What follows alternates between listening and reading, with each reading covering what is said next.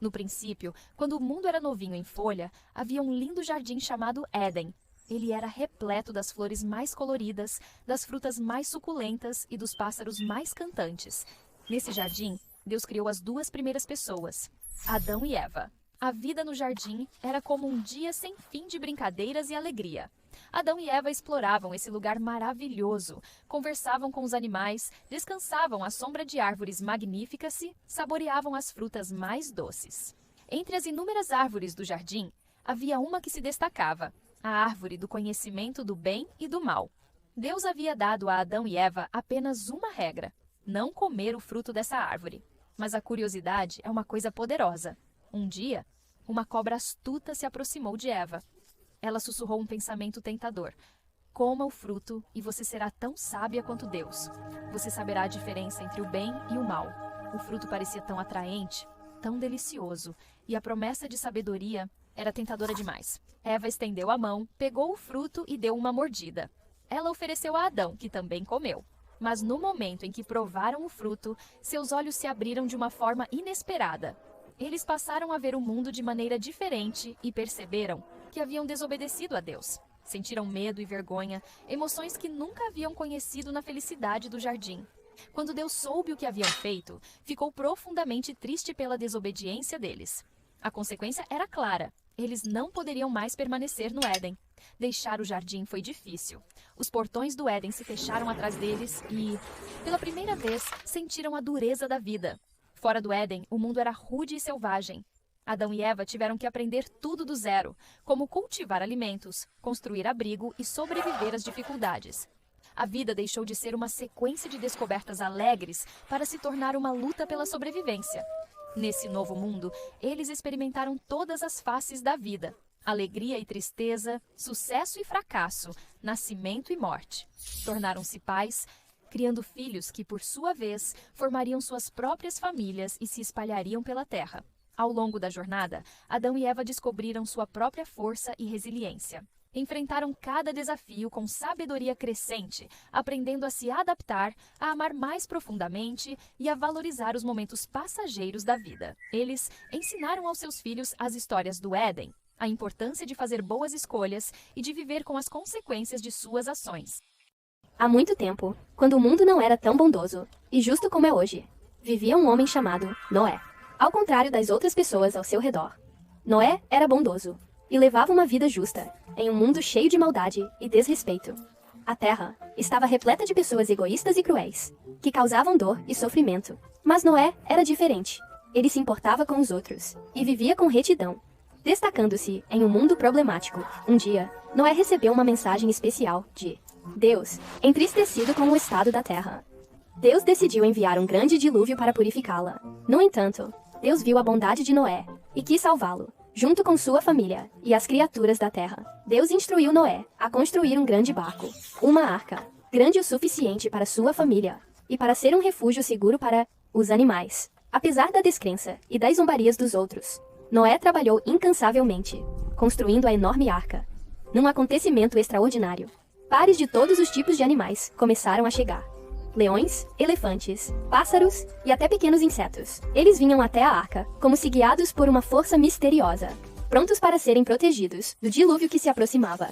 Então, a chuva começou. Cresceu de uma garoa até uma tempestade torrencial, cobrindo a terra com água. Em segurança, dentro da arca, Noé, sua família e a imensa variedade de animais flutuavam sobre as águas que subiam. A arca era um refúgio lotado e agitado, cheio dos sons dos animais. Noé e sua família assumiram a imensa tarefa de cuidar deles, garantindo que cada criatura fosse alimentada e estivesse segura durante o tempo na arca. Após semanas, Noé enviou uma pomba para procurar terra seca. Em sua primeira jornada, ela voltou sem nada no bico, mas na segunda viagem, trouxe um ramo de oliveira, sinalizando que a terra estava próxima e que as águas estavam baixando. Eventualmente, a arca repousou sobre o topo de uma montanha. À medida que a água recuava lentamente, Noé abriu a arca libertando os animais e sua família de volta ao mundo, renovados para um novo começo, para prometer que nunca mais inundaria a terra. Deus criou um arco-íris no céu. Foi um símbolo vibrante de esperança, marcando um novo capítulo para Noé, sua família e todas as criaturas da terra. Há muito tempo no Egito nasceu um bebê chamado Moisés. Ele nasceu em uma época difícil para o seu povo, os israelitas. O faraó, que era o rei do Egito, tinha medo do aumento da população israelita. Então, ele fez uma regra muito cruel. Todos os bebês meninos israelitas deveriam ser levados embora. Mas a mãe de Moisés não queria que isso acontecesse com seu bebê. Então, ela teve uma ideia corajosa. Ela colocou Moisés em um cesto e o deixou cuidadosamente entre os juncos do rio Nilo. A filha do faraó encontrou o cesto enquanto tomava banho no rio. Ela ficou com pena do bebê que chorava e decidiu cuidar dele. Assim, Moisés cresceu no palácio do faraó como um príncipe do Egito, mesmo sendo, na verdade, um israelita. Quando ficou mais velho, Moisés viu como o faraó tratava mal os israelitas. Eles eram forçados a trabalhar muito e muitas vezes apanhavam. Isso deixou Moisés muito triste, e um dia ele matou um guarda egípcio que estava batendo em um escravo israelita. Depois disso, ele precisou fugir do Egito. Então foi para uma terra distante e viveu lá por muitos anos. Então algo incrível aconteceu. Deus falou com Moisés através de uma sarça ardente que pegava fogo, mas não se consumia. Deus mandou Moisés voltar ao Egito e pedir ao faraó que deixasse os israelitas irem embora. Voltar ao Egito não foi fácil. O faraó não queria escutar Moisés. Deus então enviou 10 pragas para convencer o faraó. Apareceram rãs por toda parte, insetos e até escuridão durante o dia. Finalmente, depois da 10ª e mais triste praga, o faraó concordou em deixar o povo israelita partir. Moisés liderou os israelitas para fora do Egito, mas a jornada ainda não havia terminado. Quando chegaram ao Mar Vermelho, o faraó mudou de ideia e foi atrás deles com seu exército. Mas Moisés confiou em Deus. Ele estendeu a mão e algo incrível aconteceu. O mar se abriu ao meio e os israelitas passaram por terra seca. Depois que estavam a salvo, o mar voltou ao normal e o exército do faraó não pôde mais alcançá-los. Moisés e os israelitas estavam finalmente livres. Eles viajaram por muito tempo até chegar a uma montanha especial chamada Sinai. Lá, Deus deu a Moisés os 10 mandamentos, que eram regras importantes sobre como viver e tratar os outros com bondade. A vida de Moisés foi cheia de aventuras e milagres. Ele começou como um bebê em um cesto e se tornou um grande líder que ajudou seu povo a encontrar a liberdade e a aprender a viver com justiça e bondade. Há muito tempo, na terra de Israel, havia um jovem chamado Davi. Ele era o mais novo de 8 irmãos e vivia na cidade de Belém. Davi não era um garoto qualquer. Ele tinha uma tarefa especial: cuidar das ovelhas de seu pai. Passava seus dias e noites nos campos, garantindo que nenhum mal acontecesse com elas. Não era um trabalho fácil, especialmente quando o perigo espreitava. Leões e ursos muitas vezes tentavam atacar as ovelhas, mas Davi era corajoso. Com apenas seu cajado e sua funda, lutava contra eles, protegendo seu rebanho. Quando não estava com as ovelhas, Davi adorava tocar harpa. Ele tocava tão lindamente que até os pássaros paravam para ouvir.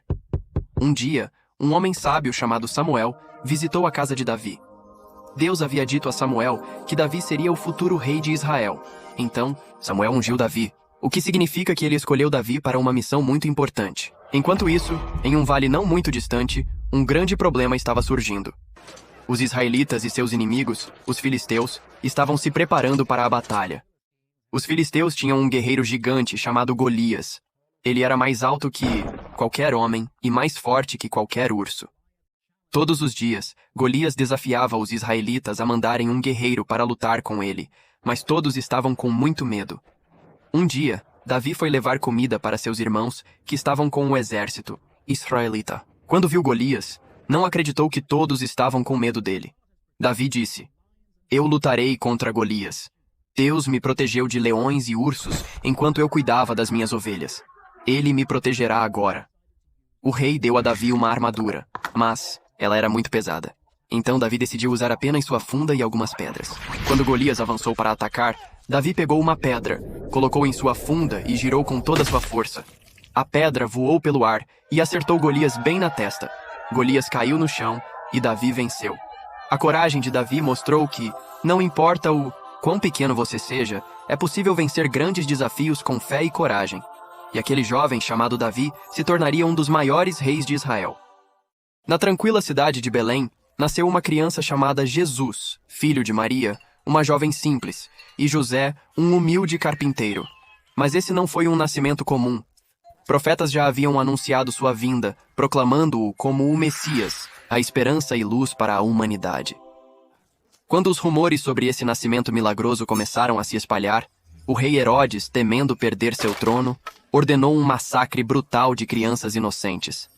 Guiados por sonhos divinos, Maria e José fugiram com o menino Jesus para o Egito. Desde pequeno, Jesus já demonstrava uma sabedoria impressionante. Aos 12 anos, discutia as escrituras com os mestres do templo, deixando todos admirados. Mas foi apenas aos 30 anos que ele iniciou seu ministério público transformador. Escolheu 12 discípulos diversos, de pescadores a cobradores de impostos, para acompanhá-lo em uma missão que mudaria o rumo da história. Os milagres que realizou eram extraordinários. Curou enfermos, deu visão aos cegos, transformou água em vinho e até ressuscitou mortos, provando seu poder divino. Seus ensinamentos, baseados no amor, perdão e fé, atraíam multidões. Falava em parábolas, histórias simples que revelavam verdades profundas, tornando o divino acessível. Mas sua crescente influência passou a ser vista como ameaça pelos líderes religiosos e pelas autoridades romanas. Eles conspiraram contra ele, manipulando um de seus discípulos mais próximos, Judas, para traí-lo por apenas 30 moedas de prata. Os eventos seguintes foram rápidos. Jesus foi acusado injustamente, entregue a Pôncio Pilatos, e mesmo contra a vontade do governador, condenado à morte por crucificação. Na cruz, após horas de dor e zombarias, Jesus proferiu palavras comoventes. Pai, perdoa-lhes, demonstrando seu amor e misericórdia infinitos. Seu corpo foi retirado e colocado em um túmulo, selado com uma grande pedra. 3 dias depois, o túmulo estava vazio. Jesus havia ressuscitado.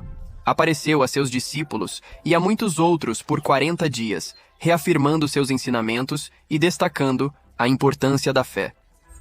Depois, ascendeu aos céus, mas não sem antes deixar a promessa do Espírito Santo, um guia divino para todos os que creem, que viria a ser o alicerce da cristandade.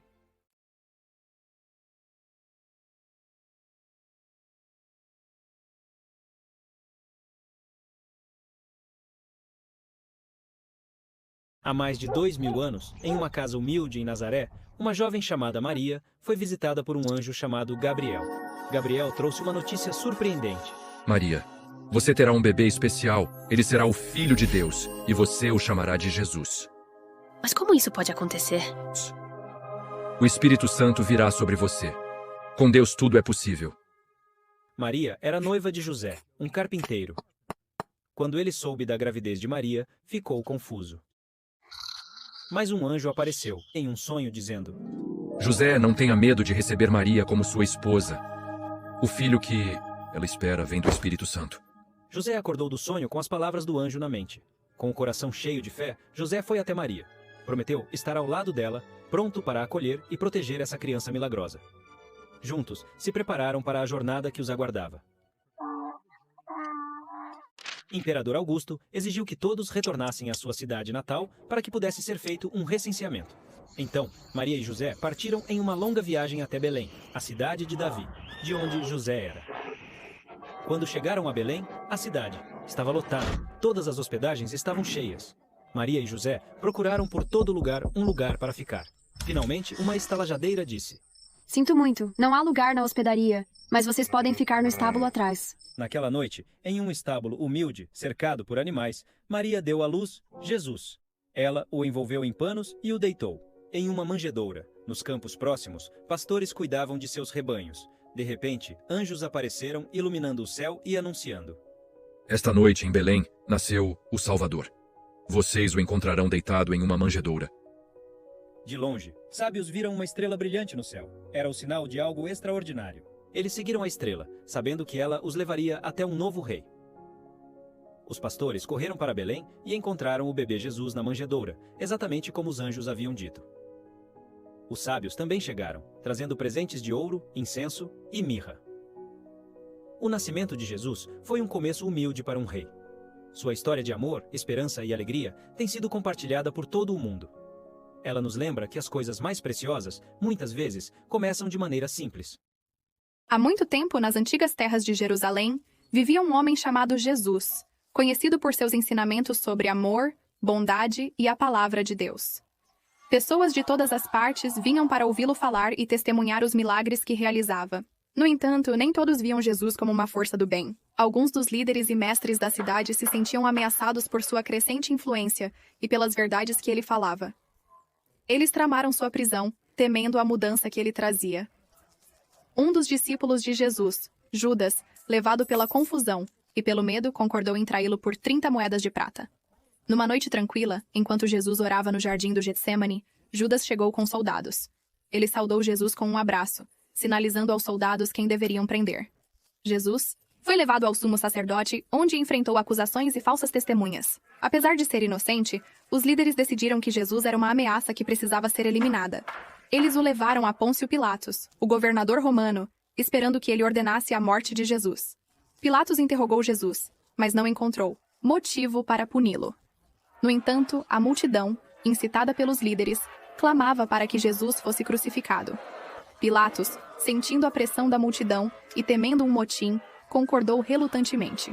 Os soldados levaram Jesus e zombaram dele, colocando uma coroa de espinhos em sua cabeça e um manto roxo em seus ombros, chamando-o de Rei dos Judeus em tom de deboche. Eles o conduziram pelas ruas, carregando nas costas uma pesada cruz de madeira até um lugar chamado Gólgota, que significa lugar da caveira. Lá, pregaram as mãos e os pés de Jesus na cruz e a ergueram.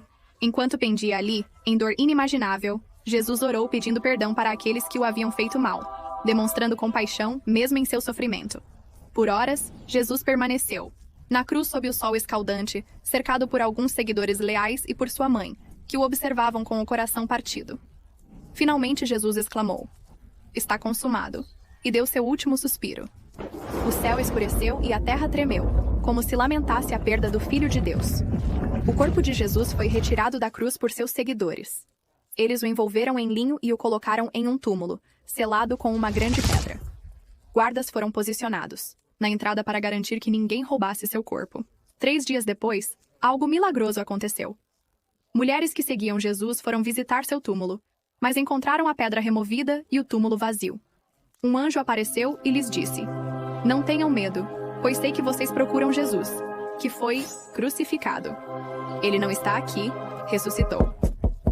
Após sua ressurreição, Jesus apareceu a seus discípulos e a muitas outras pessoas, provando que havia vencido a morte e oferecendo esperança de vida eterna. Ele instruiu seus seguidores a espalhar seus ensinamentos por todos os cantos do mundo. Finalmente, Jesus ascendeu aos céus, prometendo que sempre estaria com eles em espírito. Seu sacrifício e ressurreição se tornaram a base da fé cristã, simbolizando a vitória do amor e do perdão sobre o pecado e a morte.